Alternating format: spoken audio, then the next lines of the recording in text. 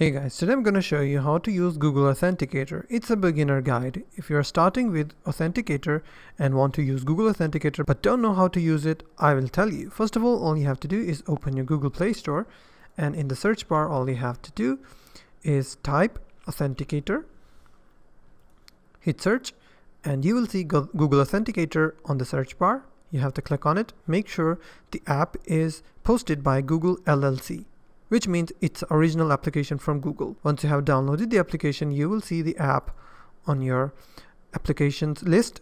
For example, as you can see, here's Google Authenticator. If I click on it, the app will open.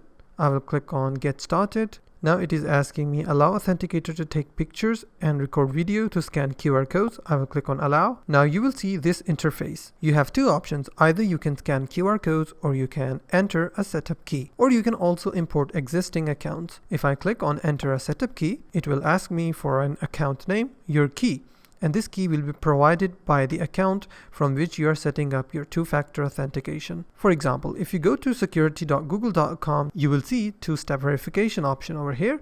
If you select the Authenticator option from there, you will get a key which you have to copy and paste your key into this section. Give it account name, for example, my personal account. Hit enter, click on next, and you have to paste in your key, whatever your key is.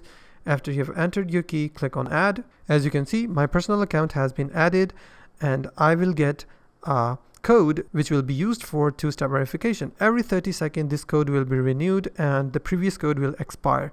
If I click on the code, it will be copied to my clipboard. As you can see, verification code has been copied to clipboard, and I can paste it anywhere to verify my two-step verification. And that's basically how you can use Google Authenticator. If you find this video helpful, please hit the like button, and also don't forget to subscribe.